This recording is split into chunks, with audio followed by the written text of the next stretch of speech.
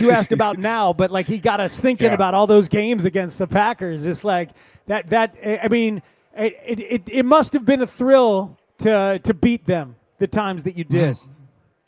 For sure. My first start was against the Green Bay Packers. And, I think it was 2 days after Christmas in 1998. And my last start was against the Green Bay Packers in an NFC championship game that we don't like to talk about. So I lost those games. But along the way, we've had some great ones, right? We had the Walter Payton game where Brian Robinson blocked the field goal, and he said that he felt like he couldn't jump that high, and Walter must have picked him up. And we got to go down to Walter Payton's funeral at Soldier Field and have Dan Hampton talk to us about the importance of playing the Green Bay Packers. And just, guys, I played them 28 times. So played them a Wow. lot, learned to not like them very much. Really excited about this football game we're about to play against the Green Bay Packers. It's always fun when the game means something. The Chicago Bears playing really good football. Lawrence mentioned, where does this game go? Obviously, with two wide receivers for the Chicago Bears out, all the injuries that the Green Bay Packers have, right, with Devontae Wyatt, Micah Parsons, who, guys, I don't know about you guys. A lot of people talk about, I got to watch Myles Garrett last week because the Bears played him. I got to watch Micah Parsons, obviously, because he plays for the Packers.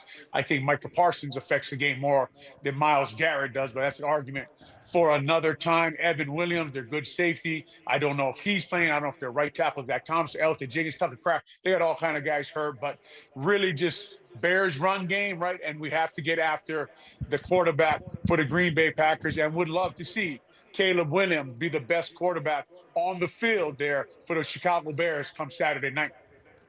What are the ways that you think Caleb could do that? What do you see on tape that says, hey, if he does this, he can be the best quarterback on the field Saturday night? Well, we all seen Bo Nix just put a lot of pressure on the Green Bay Packers defense, right? We saw him run around, outside the pocket. They don't have Micah Parsons to chase down the quarterback anymore, find open receivers, and then also operate from out of the pocket. Now, obviously, Caleb doesn't have Rome Odunze and Luther Burden, but he does have DJ Moore and Duvernay, and he does have Zacchaeus. So he's got weapons there. See with Colston Loveland. Would love to see him. Lawrence, very simply, but what we've been talking about all year, right? Be accurate from inside the pocket, and then when it's time to make those plays, go ahead and make those plays with your feet, make those unbelievable throws I talked about. I would love to see someone put together video clips of his throws he's made over the last 3 weeks, or some of them have just been amazing. But just be efficient, get the ball in your playmakers' hands, get the ball, get checked down to DeAndre Swift, get it in Manungai's hands, get it to DJ Moore a little earlier, right? A little earlier. I still think he's a little late getting the ball to DJ Moore out of his routes.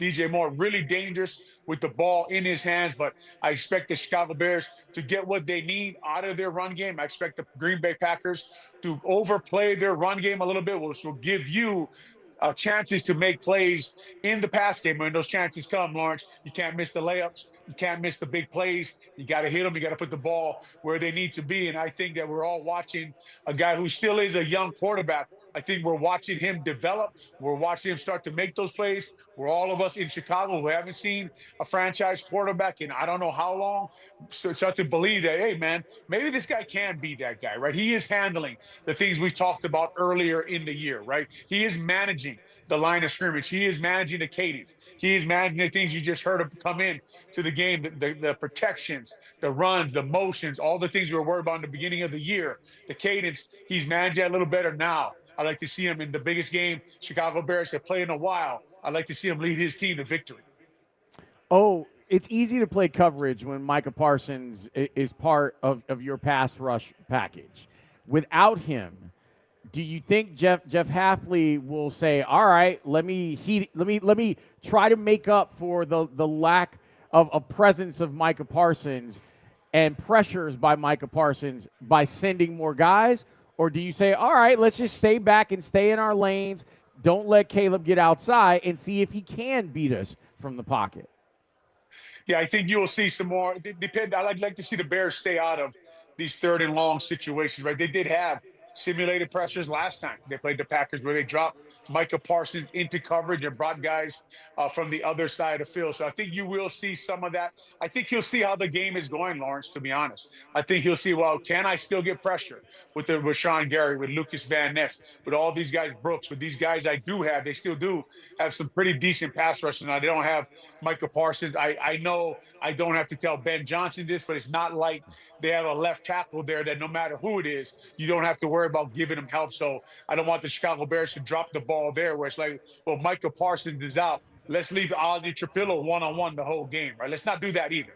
Let's still give him help. Let's still give him his chips. Let's still do the things we need to do to keep Caleb Williams upright, to keep him protected, because they still have guys who can get after the quarterback, who can get hot late in the year, right? They spent a lot of assets there, like their pass rushing guys and Rashawn Gary and Lucas Van Ness and Osbury and all these guys who they do have. I don't know. I don't even know if he's playing. I see he's on the injury report too. So a lot of these things we got to check out come game time on Saturday, but they'll find ways, and then that's what I'm talking about. Like, I do think eventually he'll have to say, well, I got to put more pressure on Caleb Williams because we are not getting enough pressure on him, Lawrence. And then that's what I'm saying, man. I think the opportunities will be there to take those shots down the field. And I think I want to see some explosive plays and Caleb be accurate, put the ball in his playmakers' hands and find some touchdowns. When they do, like the Bears did the last time when they played the Packers, right? They overextended themselves to get pressure on Love, and that's when Love beat them when they were doing blitz zero and guys were in one-on-one,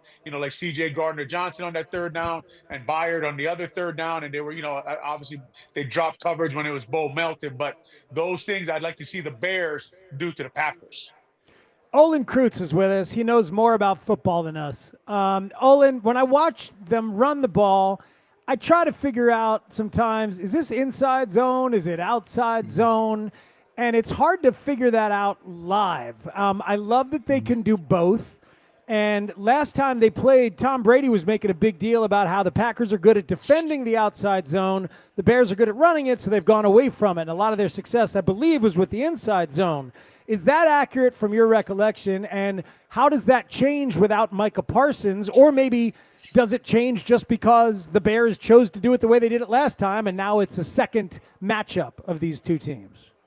Yeah, that's a great question. In their inside zone, mid zone, right? There's also something called the mid zone, where the outside zone is going to the outside leg of the tight end. Mid zone went right at the right tackle, and then inside zone went at the right guard, right? So if you go there, it'll flip if they were going left. And they do have some gap plays, but their center, Drew Dahlman, is an excellent zone blocking center, and Jonah Jackson is amazing on combo blocks, working with the center or working with Darnell Wright. Getting to the second level, that's the thing that is really, really impressive about this offensive line, guys, is they have like four guys, Cooney, Dahlman, Jonah Jackson, Darnell Wright, can all climb to the second level. And even last year I saw DJ Moore blocking the Mike linebacker on Swift's first touchdown, and they actually designed it for him to block the Mike linebacker to get a combo block between Darnell Wright and Colston Loveland. But they mix it up. They'll go a little more wide zone when Swift is in, and then when Monangai comes in, you guys can guess what they're about to do, right? They're about to come downhill and break your helmet. So they do a lot of things like that. They get a lot of movement. They get pad under pad. They run off the ball, hands low to high. I'm fortunate enough to know where Rochar, the O-line coach Dan Rochar, learned a lot of his coaching from. I'm a big fan of the way he coaches blocking, the way they teach running off the football, getting your hand inside, displacing defensive linemen. The greatest thing in the world is to move a man from point A to point B against his will. And that's what the Chicago Bears offensive line is doing. I think you guys will agree that Swift and Monangai have added some attitude to Monangai runs the ball like that anyway, but Swift has added some attitude to the way he's running the football, the way he's dropping his pad, the way he's getting, when he's supposed to get 2 yards, he gets 4. He's supposed to get 4, he gets 6. Coach Bieniemy teaching them how to run low, run with their pad level. But yes, they're inside zone against this team with Edgin Cooper and Quay Walker and all the speed the Packers defense has. It does make sense, especially one of their D tackles out and their defensive end out. So why not run downhill at them and get going early and often? And you saw them, what I thought was wear out a little late in that game, and some of that is because they don't have some players back there. But get downhill, it's like throwing body shots, right? And we all know how much Ben Johnson loves the play action pass and how good Caleb has gotten at that. I think the numbers the last couple of weeks have been over 70% in play action passes. So yes, run the football. Let your O-line is playing at a high level right now. Do the things they're good at. Lean on the Packers defense, and then take your shots when the time comes. Man, see that's great stuff, and the way that you talk about the satisfaction that we hear in your voice about watching that stuff, I think a lot of us are feeling that this year and seeing a run game and how it can dictate physicality and all of that.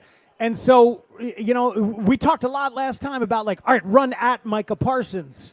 You don't have to think about that now. So just run behind your strengths.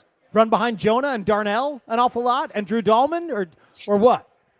Yeah, it's what they do, right? They try to find that combo block between Jonah Jackson and Darnell Wright any way they can. Sometimes it can be the backside of a zone play to the left. Sometimes it can be a front side gap play. Sometimes it can be inside zone play, but they dictate to the defense the way they want them to line up with their shifts in motion, right? And that's when you hear a lot of people talk about, man, it's unbelievable the job they're doing with their shifts and motions. And I heard you guys, talking about their run game and their shifts and motions and what it does to the defense and how it gets them to line up. But let me tell you something right now, guys. Ben Johnson is not guessing. When he does those shifts and motions, they're doing it for a reason, and they're getting the look they want, and they're getting to the combo block they want, and that's the movement they're going to get, and they're going to get that running back to the second level. So, yes, you can still just change the name, right? Run at Rashawn Garrett. Change the name and do the same things you've been doing and get to that right side of your offensive line and let Dahlman, and even when Dahlman works with Jonah Jackson, let him reach that guy. They were really heavy running right last week, running away from Myles Garrett, which was a really good idea, right? And I heard you guys had Mike Martz on the other day, and he used to do the same things with his shifts and motions and dictate to the defense how he wanted them to line up. And they weren't guessing. Like when I was in a room with Mike Martz, it took me a while to learn. Like he's not guessing. When he puts in the shifts and he puts in the motion, he knows that we're going to have an advantage and he's going to get the looks that he wants. And they're trying to get to that Jonah Jackson, Darnell Wright side. What's it like in the huddle or on the sideline after an incredible trap block or pulling pen? Yeah, man. Because that has been a joy to watch on social media past week. The Jonah Jackson one. Yeah, man. that poor kid from Michigan, Mason. What's his name? Graham. Mason Graham. Just getting destroyed. So what's that like when you execute that properly? Yeah, and think about what happened, right? That's Jim Schwartz's defense, and all they teach there is get up the field, right? Get up the field as hard as fast as you can. So set up by the coaching staff, use your physical guard, Jonah Jackson, who's been having a great year. We talked about on this show, we mentioned it for the first time that he has a chance to be a first team, not Pro Bowler, but all pro, right? And nowadays, Lawrence, think about like when I played, we used to get the still shots, right? The black and white still shots of what was going on in the field. Now they have the iPads where they can see, I don't know how many seconds of the play, but they can actually watch that, right? And it motivates the sideline. And I wouldn't doubt that, some of the offensive coaches on the sideline were like, guys, watch this play and watch the rookie because we're about to set him up to get hit, right? And in Graham's defense, that happens to everybody who plays in the NFL, right? You get welcome to the NFL at some moment, no matter who you are. But yes, that can get a team going when something like that works. The physicality this offensive line plays with, the way the running backs run the football, the way everyone is bought in, right? Credit to even wide receiver coach Antoine Randall. His wide receivers are in there. They know who to block. They know the scheme. They know who they're supposed to be on. I talked about DJ Moore blocking the Mike linebacker last week. One thing I worried about going into the game was who was to take Roma Dunz's place, who was a big part of the run game, and DJ Moore did a nice job. And you could tell that the concepts and the scheme and the things they're explaining to these guys is very clear. There's not a lot of mental mistakes. Everyone knows who they're supposed to be on. And that run game right now, and we want it to continue on Saturday, is an absolute nightmare for defenses and defensive coordinators to stop, especially this late in the year. Olin, you're right about Caleb needing to get that ball to DJ while he's on the run. In the middle of those patterns, and some week it's going to happen. Like when I'm watching Puka Nacua have 12 catches for 255 last night, and Matthew Stafford's just putting it in his chest, like early on, right after he makes the break, and then Puka runs for 30 yards. He's not as fast as DJ. He's not as elusive as DJ. It's like, one of these days, DJ's going to have that Equanimous St. Brown game or that Puka Nakua game when Caleb gets it to him on time. That's coming, don't you think? Yeah, the quarterback, and to your point, Speaks, the quarterback and the wide receiver are both talented enough to produce a night like we just saw from Stafford and Puka Nakua. And how fun is the NFC right now, and for us to be in the middle of all of this. But when you talk about DJ Moore, right, I remember after that first Green Bay game that Rome was out, everybody was talking about what happened, asking the coach, why didn't he get DJ the ball more? And I watched the film, and I said on the pregame show, well, Caleb's just got thrown the ball when he's open. That was the only problem, right? The scheme was there. He was open, right? And even in this past game, the ball got to him. But I think Caleb will grow a little more comfortable with DJ. And, maybe, I don't know, and this is just a guess on my part, but maybe the big targets right now in a young part of his career are a little more comfortable for him. He sees them a little easier, right? The Luther Burdens, the Roma Dunze, especially Colston Loveland, man. What a target that guy is, right? The way the guy runs routes and the hands he has. He's been playing great the last couple of weeks, but I think, Caleb will get to the point where he's like, okay, with DJ, I got to get the ball out before he even comes out of his break. Like, I just got to trust that he's going to beat this guy and he's going to be open. Once I read that the coverage, that's where I should go with the football. That, okay, I got to be a little earlier here and give this guy a chance who, when he's on the field, he's going to make, a cornerback or safety. He makes it really hard for them to miss. And that's why Ben Johnson tries to get him the ball, right? On like that inside reverse that they ruined for me and you, Speaks, right? That he got hit in the backfield the last time against Green Bay, which I thought I couldn't tell, and they could tell me, but I would ask him, is DJ lined up too wide there? Should it be closer? I think that play should hit a little faster. Now, Ozzie Capillo does have to cut off Brooks there, but he didn't. But long story short, when you see them doing all that, what they're saying is this receiver is dangerous with the ball in his hands, right? This guy's more like a running back. He's a guy we want to get the ball to.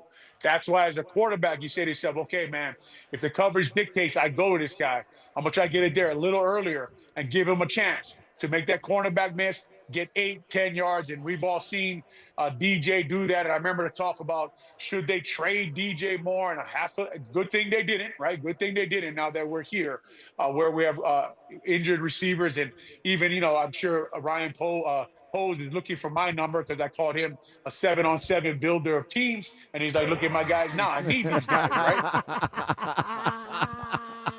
Oh, you've watched a ton of tape on Jordan Love. What's been the most effective way to get him out of rhythm? Yeah, you got to get pressure on him up the middle, right? You got to constantly get there, and he does a nice job fading back. Everybody talks about it and hitting his receivers, but most of the time when you get him off and get him off rhythm, the pressure comes from inside. So Grady Jarrett, Billings, right? Even I like to see them run. I think the left side of their line, the Packers offense line struggles with games. And, I know I'm late on my suggestions, but I like to see Billings and Booker out there, right? Austin Booker, and have Billings run when I say game, I mean tackle end, where the end would wrap under Billings, but just ways, blitzing. We saw Jackson blitz last week, get that sack. Things like that, get up the middle. Now, last time they did that, he got the ball out fast enough. So, coverage and obviously pressure always have to match, right? They always got to work together. But just up the middle, Lawrence, little pressure, get him off rhythm, get him off his timing and where he wants to go with the football. And it seems it works a little better when it's coming right at his face, which is, I'm not telling you anything you don't know. That's true for a lot of quarterbacks. And I like to, DeMarco Jackson won the NFC Defensive Player of the Week, and we want to congratulate him. I hope he went out and bought Andrew Billings a nice dinner, because I like to play linebacker behind that guy too. I could make a few plays. Speaking of dinner, Olin, we're at the Brat Stop here in Kenosha, Wisconsin. I mean, the Brat Stop is unbelievable. The brats are delicious. But more than anything, I want to ask you about fried cheese curds. We had some on the table, and I can't stop eating them. They're really great. They're unbelievably great. And I'm wondering, if you take such good care of yourself, your body is a temple, if you will succumb every once in a while to some fried cheese curds, which are good for you, as we all know. Oh, yeah, there's a City Works, I think, is the restaurant They're in Vernon Hills. And, when I'm sitting on my couch and think I've eaten my salad and my salmon, and all of a sudden the doorbell rings, and my wife Wendy is like, "What is that?" And I say, "Oh, that might be cheese curds from City Works, right? They have this smoked tomato sauce." But if people ask me, I say, "Look, man, I had salmon and salad for dinner." But yes, I do. Who doesn't? I'll kid you not, like fried cheese, and especially if you dip it in ranch dressing sometimes. I mean, I don't know if they have any ranch there for you Oh, guys. yes. do. Oh, yes. Maybe you have some beer there, and whatever you want to do. Vodka and soda if you want to be healthy, but just cut it out somewhere, and then you just have to do a little more exercising. The next day, they got this thing now. They call it, I think it's like 12, 3, and 30, where you put the treadmill incline at 12, you put the speed at 3, and you walk for 30 minutes. Took care of your cheese curds. Yep. Olin is really good at whenever we would do remotes and we go a little bit crazy, he'd be like, "Hey, extra cardio tomorrow." Yeah. Well, a little bit. I'm going to follow that 12, 3, and 30, maybe 20, but we'll see if I can. Whatever it takes. But start where you can handle it, right? So Yeah. a little fasting, fast, and then hit that, and put a heart rate monitor on. Don't get yourself in trouble. Oh, Thank we you. appreciate you, man. Looking forward to talking to you next week after this game. All right, guys, enjoy the game, man.